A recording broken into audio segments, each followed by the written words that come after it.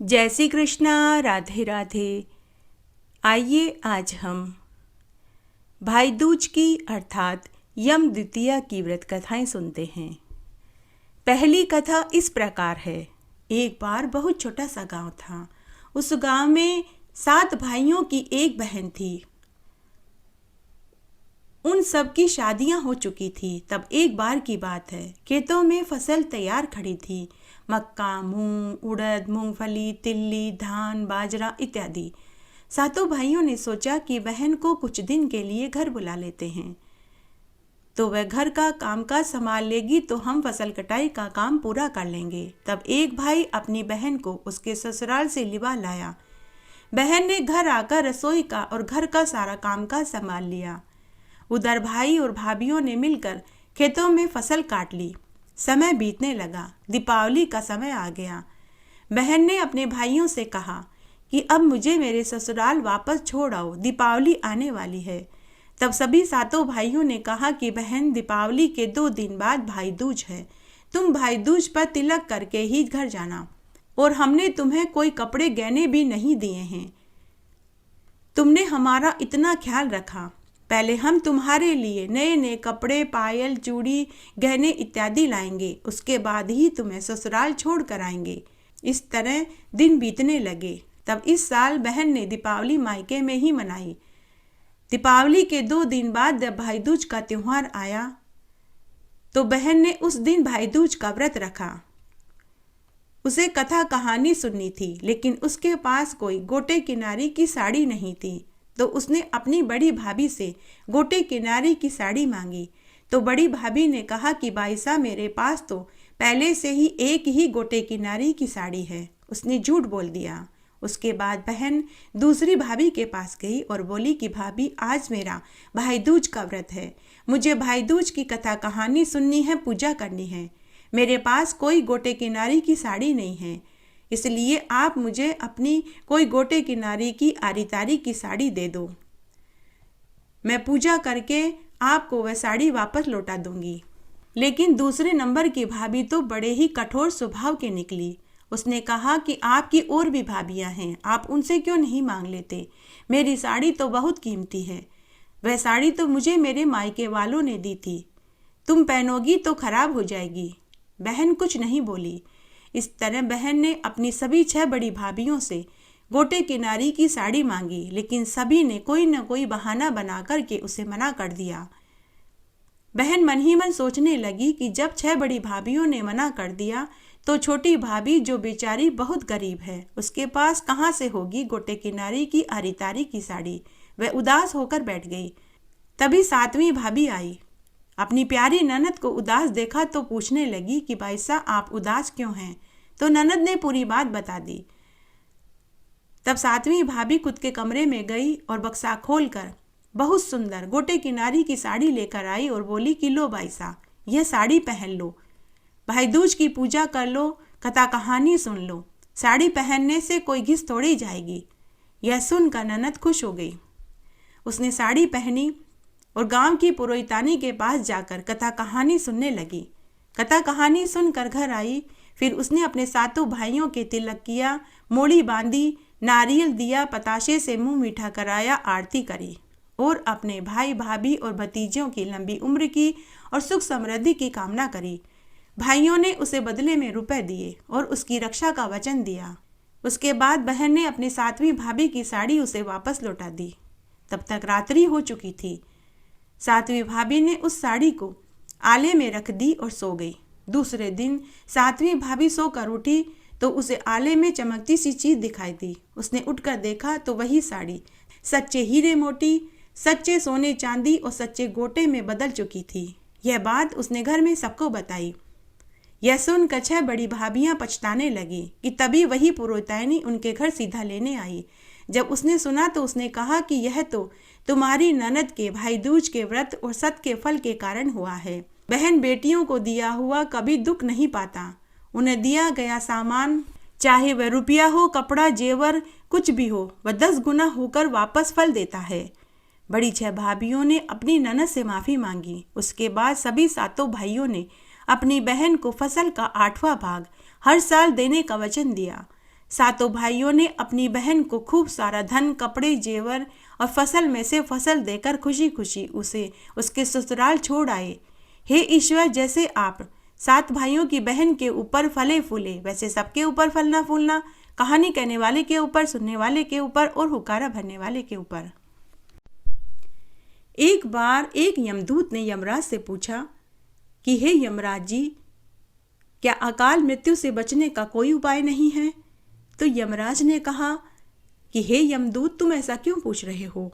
यमदूत ने कहा कि महाराज, कभी कभी हमें ऐसे मनुष्य के प्राण हरने पड़ते हैं कि हमारे पत्थर जैसे दिलों का कलेजा भी हिल जाता है। तब यमराज द्रवित होते हुए बोले कि यह तो विधि का विधान है, हम क्या कर सकते हैं? फिर यमराज ने कहा कि तुम किस घटना की बात कर रहे हो?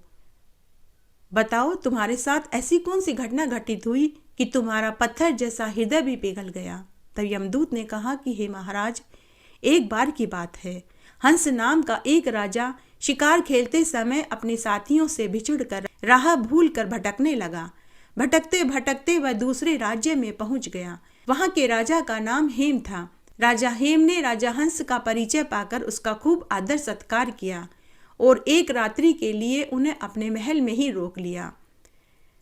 महाराज, इसे इत्तेफाक ही कहें कि हेम राजा की पत्नी को उस दिन एक पुत्र पैदा हुआ। ज्योतिषियों ने बालक के नक्षत्र की गणना करी तो पता चला कि बालक के विवाह के 4 दिन बाद ही मृत्यु हो जाएगी। राजा रानी ने यह सुना तो उन्हें बहुत दुख हुआ।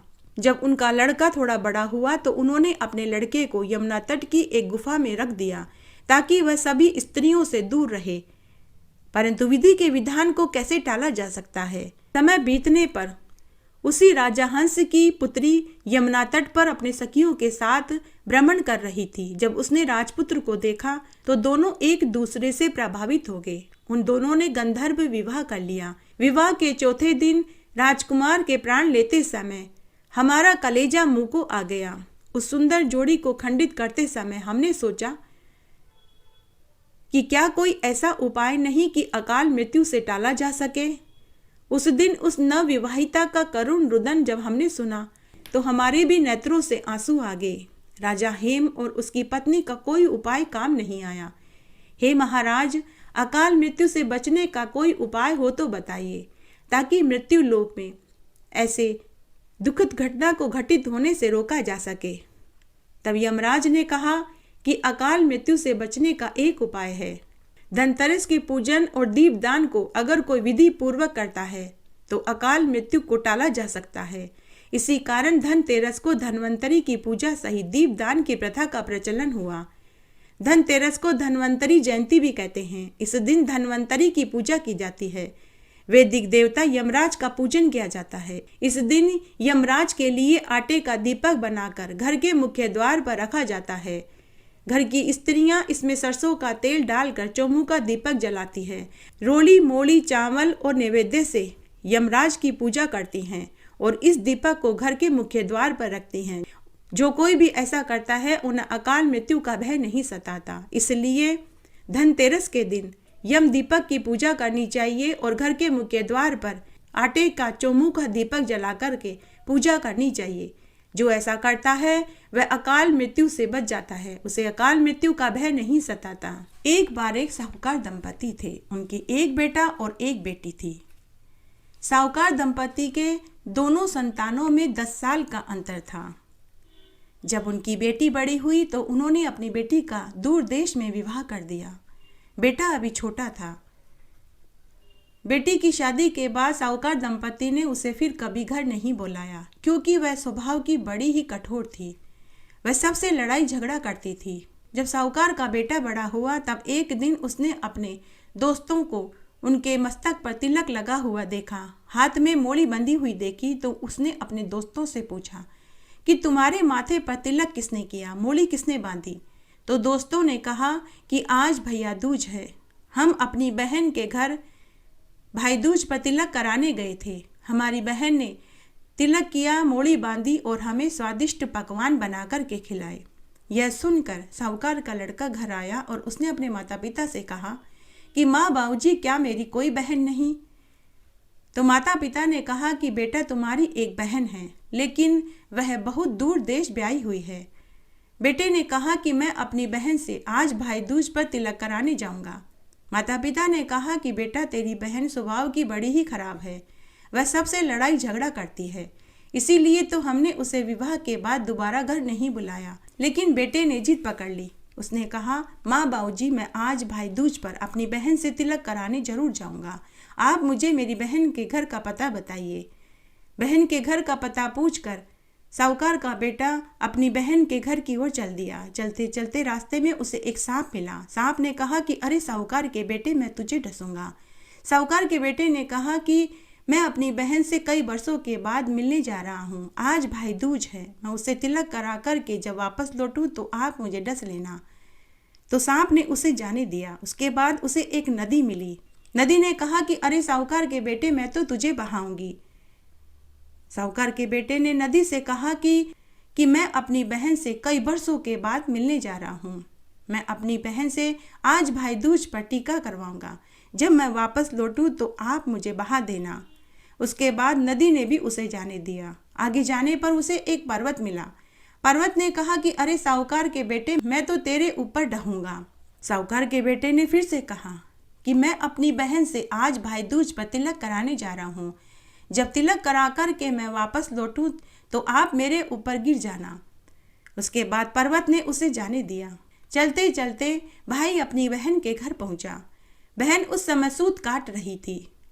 सूत का तार बार बार टूट रहा था। भाई ने अपनी बहन से कहा कि बहन, मैं आज भाई दूज पर तुझसे तिलक करवाने आया हूँ। लेकिन बहन ने न तो अपने भाई की बात सुनी और न ही उसे कोई जवाब दिया, क्योंकि बहन जानती थी कि टूटे तार पर भाई से मिलने के लिए अगर उठते हैं तो भाई का अपशकुन होता है। लेकिन भाई इस प्रथा को नहीं जानता था। भाई ने बार बार अपनी बहन से कहा, लेकिन बहन ने अपने भाई की तरफ देखा भी नहीं। तब भाई मन ही मन सोचने लगा कि माँ बाबा सच्ची कहते थे कि बहन का स्वभाव ठीक नहीं। मैं इतने बरस बाद इससे मिलने आया हूँ। इसने मुझसे बात करना तो छोड़, मेरी तरफ देखा भी नहीं। भाई वापस जाने को मुड़ा कि तभी सूत का तार जुड़ गया। बहन झट से उठी और अपने भाई से गले मिलकर बोली कि भाई, तुम इससे मिलने आया था और तू वापस जा रहा है। तो भाई ने कहा कि मैंने तुझसे कितनी बार पूछा, लेकिन तूने मेरी तरफ देखा भी नहीं और मेरी बात का जवाब भी नहीं दिया। तो बहन बोली कि भाई, मैं तो तेरे सगुन ही मना रही थी। भाई, सूत का तार बार बार टूट रहा था। अगर टूटे तार पर मैं तुझसे मिलने उठती तो अपशकुन हो जाता, इसीलिए नहीं उठी। बहन की बात सुनकर भाई बहन दोनों गले मिले। बहन अपने भाई को लेकर घर आई।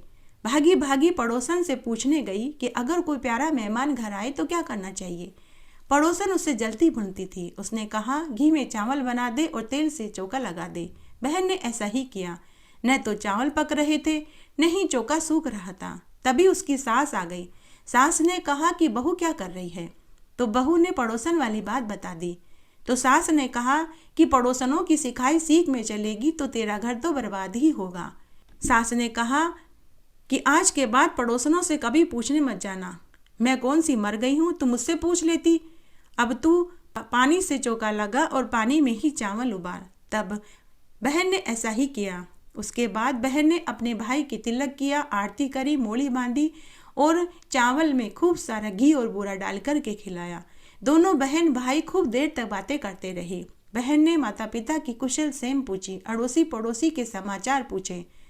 उसके बाद रात्रि में सब सो गए। सुबह बहन जल्दी उठी, चक्की में आटा पीसा, चूरमे के लड्डू बनाए। चक्की में एक छोटा सा सांप पहले से ही बैठा था, जो आटे के साथ पिस गया।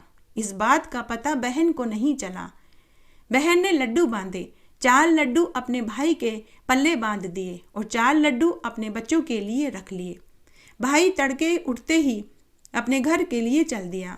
सुबह जब बच्चे सोकर उठे तो बहन ने अपने बच्चों को लड्डू खाने के लिए देने लगी तो उसने देखा कि लड्डू में सांप के अवशेष थे। तब वह चक्की के पास गई तो चक्की के पास भी उसे सांप के अवशेष मिले। वह समझ गई कि उसने आटे में सांप पीस दिया है। तब उसने उसी समय उन लड्डुओं को खड्डा खोद कर गाड़ दिया और पूरी बात अपनी सास को बताई। बच्चों को और घर को सास के भरोसे छोड़ा, दूध चूल्हे पर छोड़ा, साई सेज में छोड़ा, पूत पालने में छोड़ा, गाय भैंस को ग्वाड़े में छोड़ा और अपने भाई को बचाने के लिए दौड़ पड़ी। रास्ते में उसे कई लोग मिले। वह सबसे पूछती गई कि क्या तुमने मेरे भाई को जाते देखा? तभी एक गाय के ग्वाले ने कहा कि अरे बहन, मैंने तेरे भाई को जंगल की तरफ जाते देखा। बहन उस तरफ दौड़ पड़ी। तभी उसने देखा कि उसका भाई एक चबूतरे पर पेड़ के नीचे लेटा हुआ था। बहन ने अपने भाई से कहा कि भाई तूने लड्डू खाए तो नहीं ना? तो भाई ने कहा कि नहीं, अभी तक तो नहीं खाए, देख वे पेड़ से लटक रहे हैं। बहन ने पोटली उतारी और उन लड्डुओं को वहीं खड्डा खोद कर गाड़ दिया और चक्की में आटे के साथ सांप के पिस जाने वाली बात बताई और बोली कि भाई तेरे ऊपर तो संकट पहले से ही मंडरा रहा है, अब तो मैं तुझे सुरक्षित घर छोड़कर ही वापस घर लौटूंगी। दोनों भाई बहन खुशी खुशी घर की ओर चल दिए। तभी बहन को पानी की प्यास लगी। बहन ने कहा कि भाई मुझे पानी की प्यास लगी है। भाई ने कहा कि तू यहीं बैठ, मैं तेरे लिए पानी लेकर आता हूँ। तो बहन अपने भाई से बोली कि नहीं, तू बैठ, मैं पानी पीकर आती हूँ। तब बहन अपने भाई को वहीं बैठाकर पानी की तलाश में इधर उधर घूमने लगी। तभी उसे डूंगर के पीछे खुड़का सुनाई दिया। वह पहाड़ी पर चढ़ी तो उसने देखा कि एक बुढ़िया माई पहाड़ी के उधर बैठी थी और एक सिल्ला घड़ रही थी। बहन पहाड़ी से नीचे उतरकर बुढ़िया के पास गई और पूछने लगी कि अरे बुढ़िया माई, तुम क्या कर रही हो? बुढ़िया माई ने कहा कि तुझे मेरे काम से क्या मतलब है? तू जिस काम से आई है वो कर और जा। पानी पीने आई है तो पानी पी और अपनी राह पकड़। बहन ने कहा कि जब तक तुम मुझे नहीं बताओगी तब तक मैं पानी भी नहीं पीऊंगी। बुढ़िया ने कहा कि एक साहूकार के बेटे का शीघ्र ही विवाह होने वाला है और वह विवाह के समय मर जाएगा। उसका काल उसके आसपास घूम रहा है। सुहाग रात को उसके सिर पर सिल्ला आकर गिरेगी, जिससे वह मर जाएगा। बहन सोचने लगी कि यह तो मेरे ही भाई की बात कर रही है। बहन ने पूछा कि बुढ़िया माई, तुम कौन हो? बुढ़िया ने कहा कि मैं तो बेमाता हूँ, सभी के लेख लिखती हूँ। इस समय एक साहूकार के बेटे के लेख लिख रही हूँ। बहन ने पूछा कि लेख में तुमने क्या क्या लिखा? बेमाता ने कहा कि साहूकार के बेटे पर 7 घात आएंगे, अगर उनसे बच गया तो सुहागरात को उसके सिर पर सिल्ला गिरेगी, उससे वह अवश्य मर जाएगा। बहन ने कहा कि बुढ़िया माई, अगर कोई उपाय हो जिससे कि साहूकार के बेटे को बचाया जा सके तो बताओ। तो बेमाता ने कहा कि अगर उसकी कोई दूर की पास की बहन और भुआ हो, वह उल्टे सीधे नेक करे, साहूकार के बेटे को गालियां काढ़े, करड़ कोसे, बारात में 7 जाए, सुहागरात में 7 सोए, तो वह बच सकता है, क्योंकि वह सिल्ला 2 सिर और 4 टांगों पर गिरेगी। अगर कोई सुहागरात में 7 सो जाए तो 3 सिर और 6 टांगे हो जाएगी, तो वह सिल्ला नहीं गिरेगी। अगर बहन भुआ धोबन के घर जाए, उसके झाड़ू पोछा करे, झूठे बर्तन मांजे, कपड़े धोए, रोटी बनाए, गाय भैंस के ग्वाड़े की सफाई करे, गोबर पोटे उठाए, कंडे उठाए, उसके बाद धोबन से भाई के लिए लंबी उम्र, भाभी के लिए अखंड सुहाग और खुद के लिए भतीजे भतीजियों का वरदान मांगे, तो वह बच सकता है। फिर क्या था, बहन तो उसी समय शुरू हो गई। पानी पीकर वह अपने भाई को गालियां देने लगी। सत्यानाशे करम फूटे, तुझे शर्म नहीं आई? तू बड़े मजे से यहाँ बैठा है और मुझे अकेले पानी पीने के लिए भेज दिया। देख मेरे पैरों में कांटे चुभ गए हैं, मेरे पैरों में सूजन आ गई है, मेरे सिर में दर्द हो रहा है। बहन तरह तरह की गालियां अपने भाई को देने लगी। भाई ने अपनी बहन से कहा कि बहन, अभी तो तू अच्छी भली थी, एकदम से तुझे क्या हो गया? कोई भूत प्रेत डाकन तो तेरे पीछे नहीं पड़ गई? लेकिन बहन बार बार अपने भाई को गालियां देती रही। भाई मनी मन सोचने लगा कि जरूर इसके पीछे कोई भूत डाकन लग गई है, तभी यह ऐसा बर्ताव कर रही है। तब भाई मनी मन सोचने लगा कि माँ बाबा सच्ची कहते थे कि मेरी बहन का स्वभाव अच्छा नहीं है। भाई राम राम करते हुए अपनी बहन को लेकर घर की ओर चल पड़ा। चलते चलते रास्ते में पर्वत आया। पर्वत ने कहा कि हे साहूकार के लड़के, मैं तुझे दबाऊंगा। तब बहन ने सोने की चेन गले में पहन रखी थी।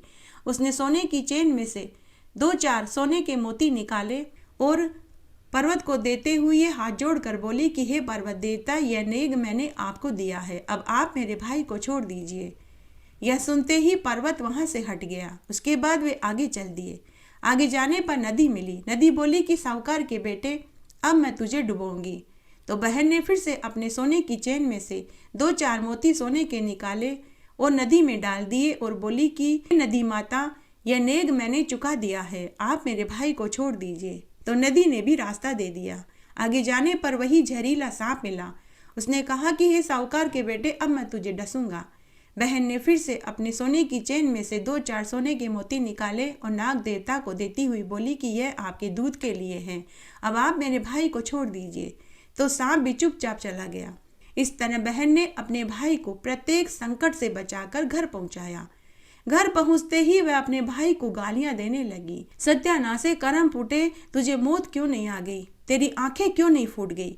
यह देखकर माता पिता अपने बेटे से बोले कि बेटा, तू इस मुसीबत को क्यों लेकर आया है? हमने तो तुझे पहले ही कहा था कि तेरी बहन का स्वभाव अच्छा नहीं है। भाई कुछ नहीं बोला और बहन चुपचाप प्रत्येक लांछनों को सहन करती रही। किसी से उसने कुछ नहीं कहा। उसके बाद बहन धोबन के यहाँ अर्धरात्रि में जाती, झाड़ू पोछा करती, झूठे बर्तन मांजती, रोटी बनाती, कपड़े धोती, गाय भैंस के ग्वाड़े की सफाई करती, गोबर पोटे उठाती और कंडे बनाती और सुबह होने से पहले वापस घर आ जाती। इस तरह कई दिन बीत गए। तब एक दिन धोबन सोचने लगी कि आजकल मेरी बहुएं काम के लिए लड़ाई झगड़ा नहीं करती। घर का सारा काम सुबह होते ही हुआ मिलता है। कौन सी ऐसी बहू है जो घर का सारा काम चुपचाप कर रही है? धोबन ने अपनी सभी बहुओं से पूछा कि अरे बहुओं, आजकल तुम्हारे अंदर काम को लेकर लड़ाई झगड़ा क्यों नहीं होता? कौन सी बहू है जो घर का सारा काम पहले ही कर देती है? तब धोबन की बहुएं बोली कि हमारा घर है, हम ही करेंगे और कौन करेगा। लेकिन धोबन को अपनी बहुओं की बात पर विश्वास नहीं हुआ। एक रात्रि को वह सोने का बहाना बनाकर चादर ओढ़ कर सो गई। तभी अर्धरात्रि में साहूकार की बेटी आई। झाड़ू पोछा किया, जूठे बर्तन मांजे, रोटी बनाई, कपड़े धोए, गाय भैंस के ग्वाड़े की सफाई करी, गोबर पोटे उठाए, कंडे बनाए और जाने लगी। तो धोबन ने उसे रोक लिया और बोली कि अरे तू कौन है? तू क्यों मेरे घर का कामकाज करती है? तुझे ऐसा क्या चाहिए जो तू रोज मेरे घर का कामकाज करने आती है? तब साहूकार की बेटी बोली कि बहन, मैं तुम्हारे ही गांव की साहूकार की बेटी हूँ। मुझे मेरे भाई का जीवन बचाना है। तुम मेरे भाई को लंबी उम्र, मेरी भाभी को सुहागवती और मुझे भाई भतीजे का वरदान दे दो। तो धोबन ने कहा कि जा दिया, तेरे भाई की उम्र लंबी होगी, तेरी भाभी का सुहाग अखंड रहेगा और तुझे 2-2 भतीजे होंगे। वरदान लेकर बहन घर आई।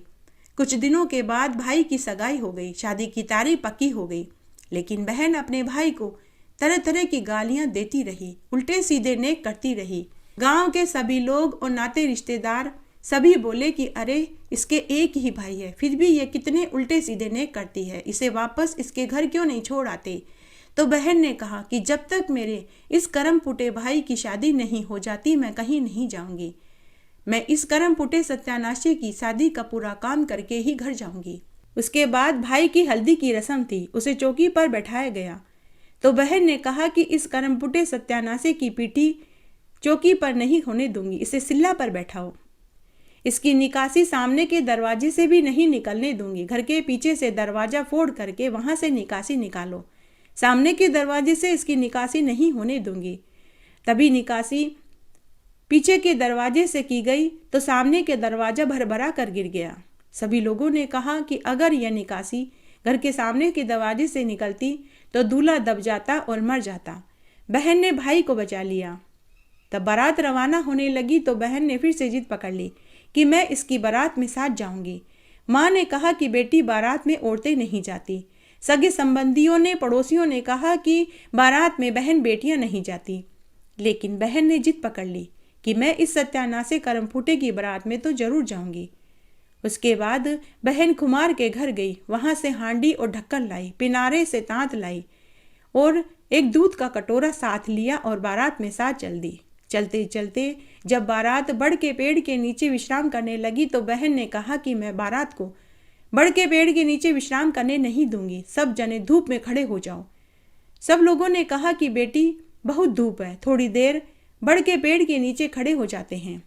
लेकिन बहन जोर जोर से चिल्लाने लगी कि मैं इस करम फूटे की बारात को पेड़ की छाया में खड़ी नहीं होने दूंगी, सब धूप में खड़े हो जाओ।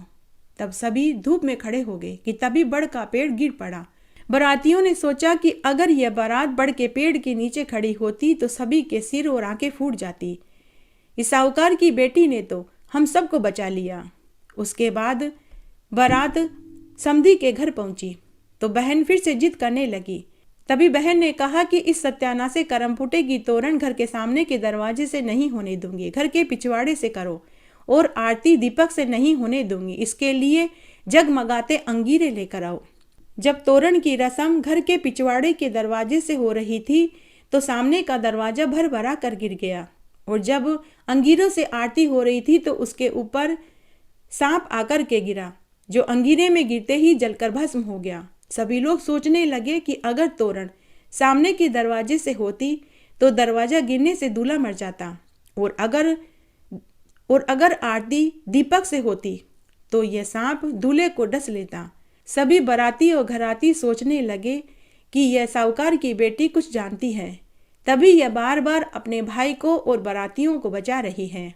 उसके बाद फेरों की रस्म हुई तो बहन फिर से बोली कि दूल्हा दुल्हन के बीच फेरों के समय मैं बैठूंगी। तब सभी ने कहा कि इसे बैठने दो। 3 फेरे होते ही वहां एक सांप आया। बहन ने उसके आगे दूध का कटोरा रख दिया। सांप ने दूध पिया और वह सो गया। बहन ने जड़ से सांप को उठाकर मटके में डाल दिया, ढक्कन लगाकर तांत की डोरी से बांध दिया और गोडे के नीचे दबा कर के बैठ गई। सांप को देखकर दूल्हा दुल्हन डर गए, पंडित डर गया। तो बहन ने भाई और भाभी से कहा कि अब डरने की कोई बात नहीं, और पंडित जी से बोली कि पंडित जी डरने की कोई बात नहीं, अब आप बाकी के बचे हुए फेरे पूरे करवाओ। दूल्हा दुल्हन शादी होकर घर आए। सुहागरात की तैयारियां की जाने लगी तो बहन बोली कि मैं दूल्हा दुल्हन के बीच सुहागरात में सोऊंगी। माँ ने कहा कि तू बावली हुई है जो दूल्हा दुल्हन के साथ सुहागरात में बीच में सोएगी। अड़ोसी पड़ोसी नाते रिश्तेदारों ने भी बहुत समझाया, लेकिन बहन नहीं मानी। बहन सुहागरात को दूल्हा दुल्हन के बीच में सो गई। दूल्हा दुल्हन दिन भर के थके हुए थे तो उन्हें पड़ते ही नींद आ गई, लेकिन बहन तो जानती थी कि अभी थोड़ी देर में सिल्ला आएगी। अर्धरात्रि होते ही ऊपर से सिल्ला आई। 3 सिर और 6 टांगों को देखकर सिल्ला ऊपर चक्कर खाने लगी कि तभी बहन ने उसे पकड़ लिया और पांव के नीचे दबाकर के सो गई। बहन देर रात तक जागती रही तो सुबह वह जल्दी नहीं उठ पाई। सुबह साहूकार दंपति मेहमानों को विदा करने में लगे हुए थे कि तभी बहन की नींद खुल गई।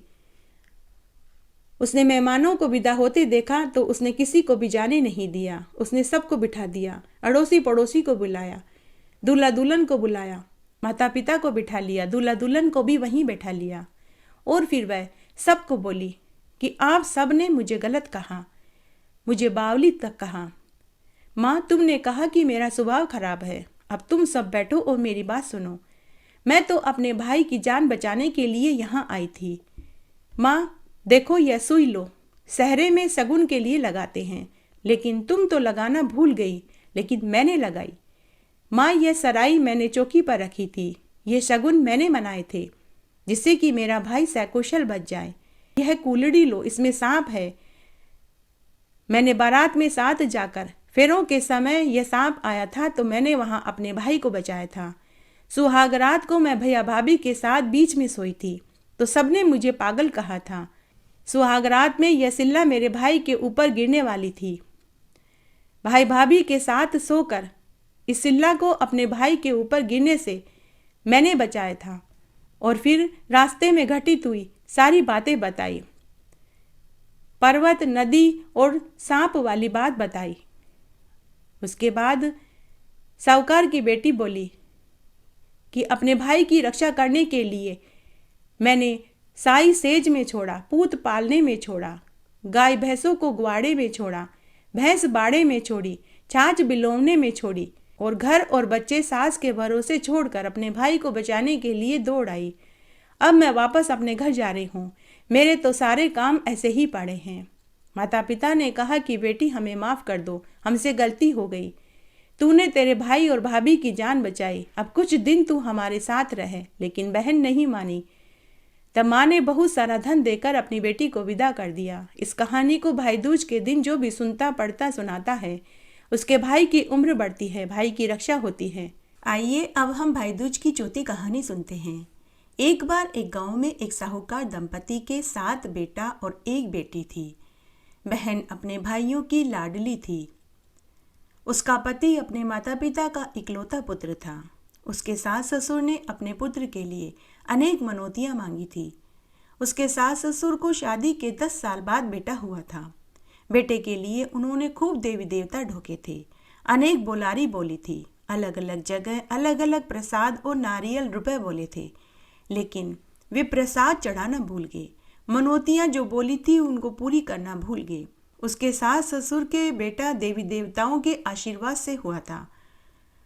पुत्र हुआ, बड़ा हुआ, विवाह भी हो गया, लेकिन उन्होंने एक भी मनौती पूरी नहीं करी।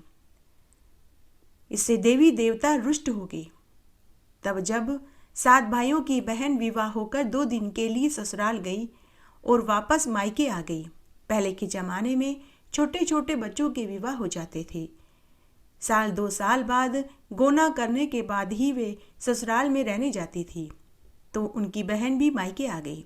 तब एक रात्रि को उसकी बहन को एक स्वप्न आया, जिसमें उसने देखे कि उसके ससुराल के देवी देवता उसके ऊपर क्रोधित हो रहे हैं। उसने स्वप्न में ही देखा कि वह विधवा हो गई। वह विधवा वेश में बैठी रो रही है। उसका पति नग्न सिर मुंडाए बालों से दक्षिण दिशा की ओर भैंसे पर सवार होकर जा रहा है। तभी उसकी नींद खुल गई तो सुबह के 4 बज रहे थे। वह जानती थी कि सुबह का स्वप्न हमेशा सच होता है। सुबह होने पर उसने अपने भाइयों से ससुराल जाने की जिद करी। भाइयों ने कहा कि बहन, अब तो गोना होने पर ही तू ससुराल जाएगी, बिना बुलाए हम तेरे ससुराल नहीं जा सकते। अगर हम जाएंगे तो तेरे ससुराल वाले क्या कहेंगे। तो बहन ने अन्न जल का त्याग कर दिया। यह देखकर सातों भाई समझ गए कि हमारी बहन ऐसे ही अन्न जल का त्याग नहीं करती, कोई तो ठोस वजह होगी। भाइयों ने अपनी बहन से खूब पूछा, लेकिन बहन ने किसी को कुछ नहीं बताया। बहन ने अपने सपने वाली बात न तो अपने माता पिता को बताई, नहीं अपने भाइयों को बताई। तब भाई राजी हो गए। तब बहन ने जाने से पहले दूध का कटोरा, मांस का लोथड़ा और एक चुंदड़ी की साड़ी ले ली। बहन अपने 7 भाइयों के साथ पैदल चल पड़ी। चलते चलते थोड़ी दूर जाने पर देवताओं के प्रकोप से उनके सामने एक जहरीला नाग आ गया। बहन ने झट नाग के सामने दूध का कटोरा रख दिया। सांप ने दूध पिया और चुपचाप चला गया। फिर वे आगे चल दिए। आगे उन्हें एक शेर मिला। शेर उनके ऊपर झपटने ही वाला था कि बहन ने शेर के सामने मांस का लोथड़ा डाल दिया। शेर भी मांस खाकर चुपचाप चला गया। आगे जाने पर उन्हें यमुना नदी मिली, जिसकी लहरें बहुत ऊंची ऊंची उठ रही थी, मानो कि वह उन सब को डुबो देगी। बहन ने यमुना नदी को चुंदड़ी की साड़ी ओढ़ाई तो नदी एकदम से शांत हो गई। नदी के बीच में 2 पाट हो गए, उनके लिए रास्ता निकल आया। उसके बाद 7 भाई अपनी बहन को लेकर उसके ससुराल में पहुंचे। नववधू को बिना बुलाए आया देखकर सास ससुर आश्चर्य में पड़ गए। पति को भी आश्चर्य हुआ। तब सास आरती की थाली लेकर बहू को गृह प्रवेश कराने आई तो बहू ने कहा कि मैं आगे के दरवाजे से नहीं आऊंगी, घर के पिछवाड़े फूलों का दरवाजा बनाओ तभी मैं आऊंगी। तब ऐसा ही किया गया। तब जैसे ही नववधू पीछे के दरवाजे से भीतर आई तो आगे का दरवाजा भरभराकर गिर गया। सबने इसे संजोग ही माना। फिर जब भोजन परोसा गया तब बहू बोली कि पति के आगे जो थाली रखी है मैं वही भोजन खाऊंगी। सबको बड़ा अटपटा लगा, लेकिन किसी ने कुछ नहीं कहा। तब पति के सामने रखी थाली बहू के आगे रख दी और बहू के आगे रखी थाली पति के सामने रख दी। बहू जैसे ही भोजन खाने लगी तो पहले घास में ही उसके कील निकली। उसने चुपचाप कील एक डिब्बी में रख ली। उसके बाद बहू को काका सास ससुर के पांव ढुकाने के लिए ले जाने लगे तो बहू बोली कि मैं पति की जूतियां पहन कर के जाऊंगी, नहीं तो मैं नहीं जाऊंगी। फिर से लोगों को बड़ा अटपटा लगा कि यह बहू कैसी कैसी मांग कर रही है, लेकिन किसी ने कुछ नहीं कहा। तब बहू पति की जूतियां पहनने लगी तो उसमें से जहरीला बिच्छू निकला। बहू ने उस जहरीले बिच्छू को भी एक डिबिया में रख लिया। उसके बाद वे काका सास ससुर के पांव ढोकने के लिए चले गए। रात्रि को जब सोने की तैयारियां होने लगी तो बहू ने कहा कि इस कमरे में तो मैं अकेले सोऊंगी, पति को बाहर सोना पड़ेगा। फिर से ऐसा ही किया गया। अर्धरात्रि को एक जहरीला नाग पति को डसने के लिए आया, लेकिन बहू पहले से ही सचेत बैठी हुई थी। उसने झट से सांप को मार दिया और हांडी में रखकर ढक्कन लगा दिया और तात की डोरी से बांध दिया। दूसरे दिन सुबह बहू अपने भाइयों के साथ वापस मायके जाने लगी तो सास ससुर से पूछे बिना रहा नहीं गया।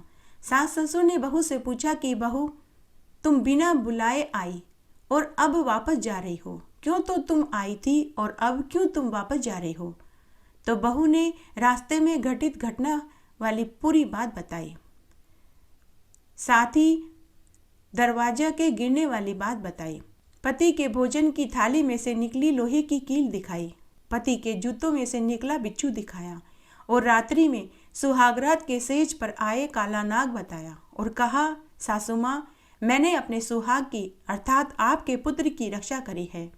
आपने अपने पुत्र के लिए अनेक मनौतियाँ मांगी, अनेक बोलारी बोली, खूब देवी देवता ढोके, प्रसाद नारियल रुपए चढ़ाने की बातें करी, लेकिन आपने एक भी मनौती पूरी नहीं करी।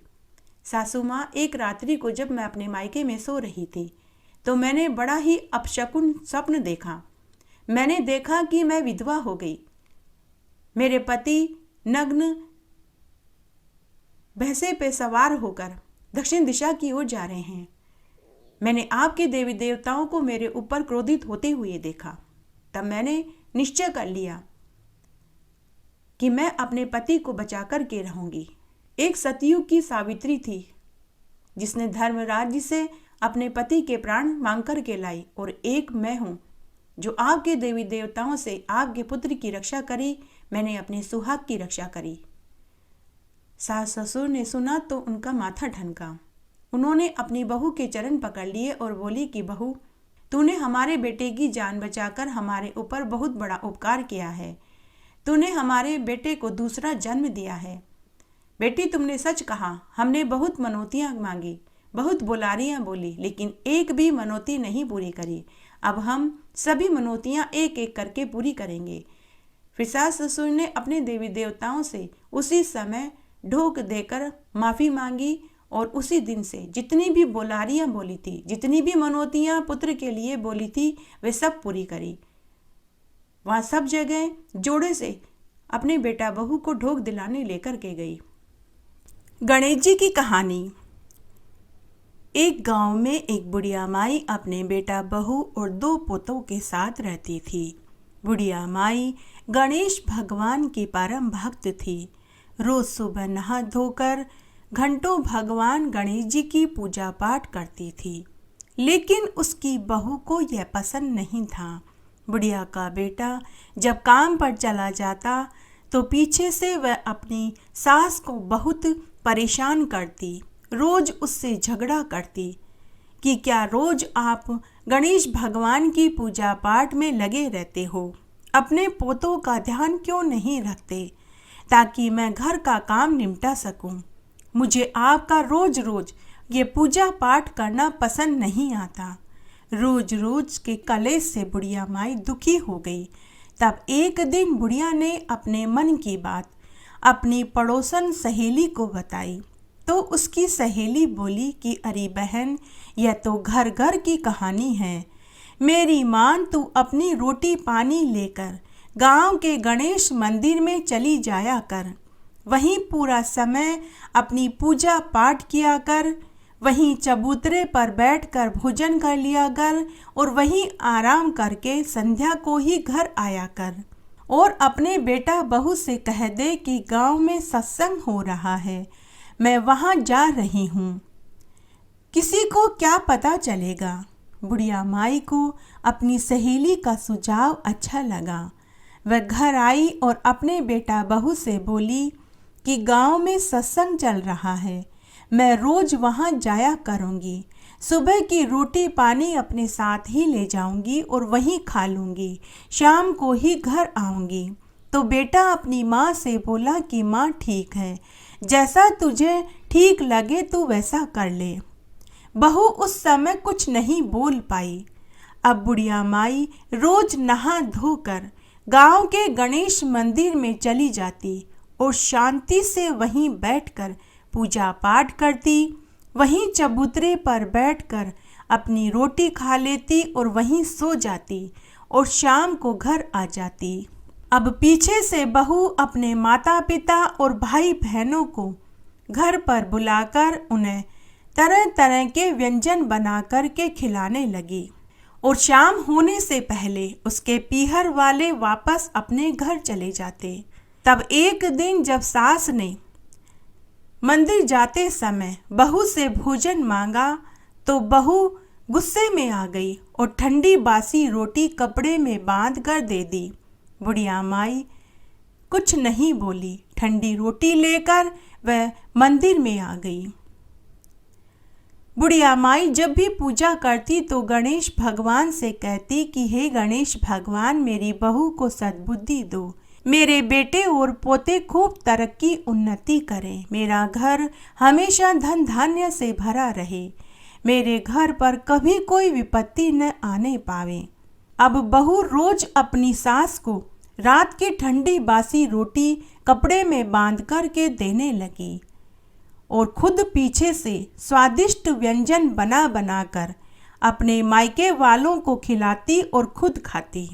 तब गणेश भगवान ने सोचा कि मेरी भक्त रोज ठंडी बासी रोटी खाती है और उसकी बहू रोज अपनी सास के पीछे से तरह तरह के व्यंजन बना कर के अपने मायके वालों को खिलाती है और खुद भी खाती है।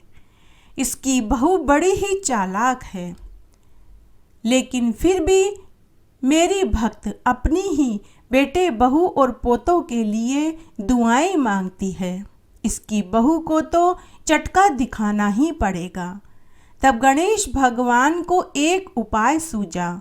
बहू जो भी व्यंजन बनाती वो सास की बासी रोटी से अदला बदली होने लगी।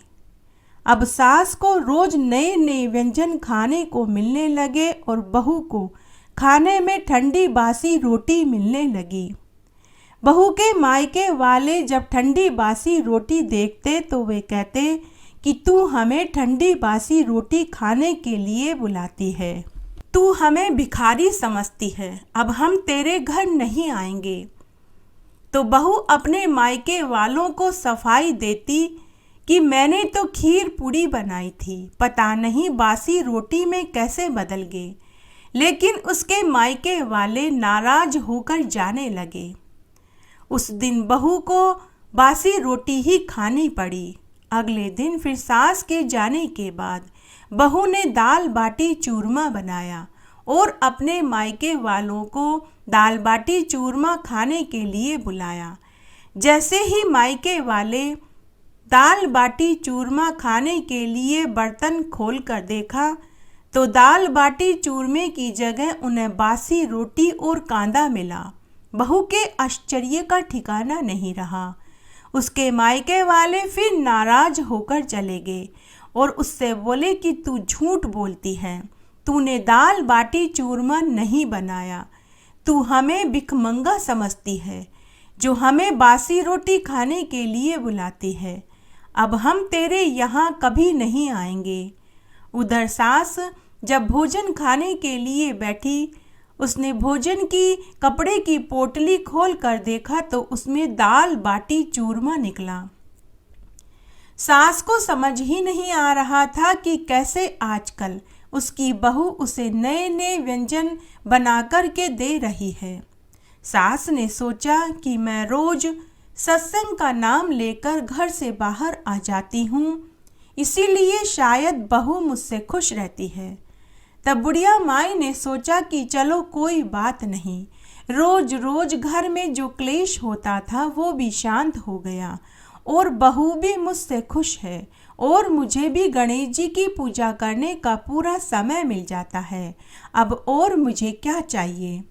तब एक दिन बुढ़िया माई की बहू ने अपने पति से व्यंजनों का बासी रोटी में बदल जाने वाली बात बताई और कहा कि आपकी माँ कोई जादूगरनी है, कोई टोने टोटके जानती है, वो ही यह सब कुछ कर रही है। तो बुढ़िया माई का बेटा अपनी पत्नी से बोला कि भला मेरी माँ ऐसा क्यों करेगी। तब दूसरे दिन बुढ़िया माई का बेटा काम पर जाने की कहकर घर में ही अनाज की कोठी के पीछे छिप गया और सबको देखने लगा। उसने यह बात न तो अपनी पत्नी से कही और न ही अपनी माँ से कही। बुढ़िया माई जब सत्संग का नाम लेकर जाने लगी तो बहू ने बासी रोटी और कांदा कपड़े में बांध कर के दे दिया। बुढ़िया माई खुशी खुशी रोटी की पोटली लेकर चली गई। पीछे से बहू ने मालपुए और खीर बनाए और अपने मायके वालों को बुलाया। जैसे ही वे भोजन करने बैठे और बर्तनों को खोला तो मालपुए की जगह बासी रोटी और खीर की जगह कांदा पड़ा हुआ मिला, क्योंकि बहू ने उस दिन अपनी सास को बासी रोटी और कांदा ही पोटली में बांध कर के दिया था। उसके पति ने सम देखा था। उस दिन भी मायके वाले नाराज होकर चले गए। बहू ने वापस दुखी मन से बासी रोटी और कांदा खाया। फिर उसका पति घर के पिछवाड़े से चुपचाप निकल गया और अपनी माँ को गांव में ढूंढने लगा, लेकिन गांव में कहीं सत्संग नहीं हो रहा था। तभी बुढ़िया के बेटे को उसकी माँ की पड़ोसन सहेली मिली, तो उसने अपनी माँ के बारे में पूछा कि मौसी, मेरी माँ सत्संग का नाम लेकर घर से जाती है, लेकिन गांव में तो कहीं भी सत्संग नहीं हो रहा। मौसी, क्या आपको मालूम है कि मेरी माँ कहाँ जाती है? तब पड़ोसन ने बुढ़िया के बेटे को पूरी सच्चाई बताई। तब बुढ़िया का बेटा गणेश जी के मंदिर में पहुंचा। तब उसकी माँ भोजन खा रही थी और भोजन में मालपुए और खीर था, जबकि खुद उसके बेटे ने छिपकर देखा था कि उसकी पत्नी ने बासी रोटी और कांदा कपड़े में बांध कर के दिया था। अब तो बुढ़िया के बेटे का माथा ठनका। वह मनी मन सोचने लगा कि सच में मेरी पत्नी सत्य कहती है कि मेरी माँ कोई जादूगरनी है, कोई टोने टोटके जानती है, वो ही बासी रोटी को व्यंजनों में बदल लेती है। तब गणेश भगवान बैकुंठ में बैठे यह सब कुछ देख रहे थे। गणेश भगवान ने सोचा कि आज बेटा अपनी ही माँ को गलत समझ रहा है। तब गणेश भगवान वहाँ प्रकट हुए। बुढ़िया माई गणेश भगवान को देखकर उनके चरणों में गिर पड़ी। पेड़ के पीछे खड़ा बुढ़िया का बेटा भी यह सब देख रहा था। तब गणेश भगवान ने बुढ़िया माई से कहा कि अरे बुढ़िया माई, मैं तेरी पूजा से प्रसन्न हूँ, तू अपने लिए कोई वरदान मांग। तब बुढ़िया माई बोली कि हे ईश्वर, मरने से पहले मुझे आपके दर्शन हो गए, अब मुझे और कुछ नहीं चाहिए। अगर आप देना ही चाहते हैं तो मेरी बहू को सद्बुद्धि दीजिए, मेरे बेटे पोते खूब तरक्की उन्नति करें, मेरा घर धन धान्य से भरा रहे, बस यही आशीर्वाद दीजिए। तब गणेश भगवान बोले कि अरे बुढ़िया माई, तूने अपने लिए कुछ नहीं मांगा, मांगा तो भी अपने बेटा बहू और पोतों के लिए मांगा। ऐसी बहू जो रोज तुझे बासी रोटी खाने को देती है और तेरे पीछे से बढ़िया बढ़िया व्यंजन बनाकर अपने मायके वालों को खिलाती है और खुद भी खाती है, और तेरा बेटा और तेरी बहू तुझे जादूगरनी समझते हैं, जबकि तेरी बहू के बनाए हुए व्यंजन को मैं खुद तेरी बासी रोटी से बदल देता हूँ।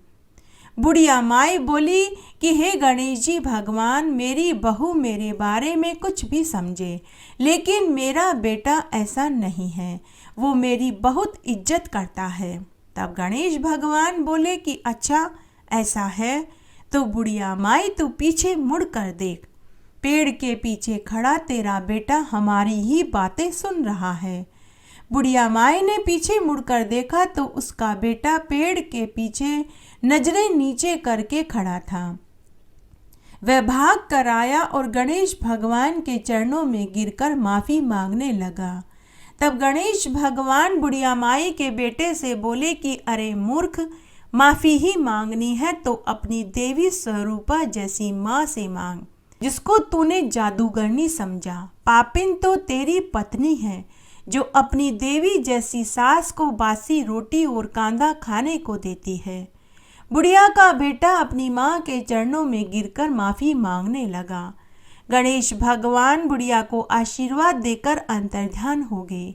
बेटा अपनी माँ को लेकर घर आया और अपनी पत्नी की पिटाई करने लगा, लेकिन बुढ़िया माई ने रोक दिया और बोली कि बेटा, मेरी बहू इस घर की लक्ष्मी है। बुढ़िया की बहू को भी अब बात समझ में आ चुकी थी। अब बेटा बहू भी अपनी माँ के साथ गणेश जी की पूजा करने लगे और हर बुधवार का व्रत करने लगे। भगवान गणेश जी की कृपा से उनका घर धन धान्य से भर गया। बुढ़िया माई इस जीवन का सुख भोग कर स्वर्ग को चली गई। हे गणेश जी भगवान, जैसा सुख आपने बुढ़िया माई को दिया, पग पग पर उसकी मदद करी, वैसी सबकी करना। कहानी कहने वाले की, सुनने वाले की और हुक्कारा भरने वाले की।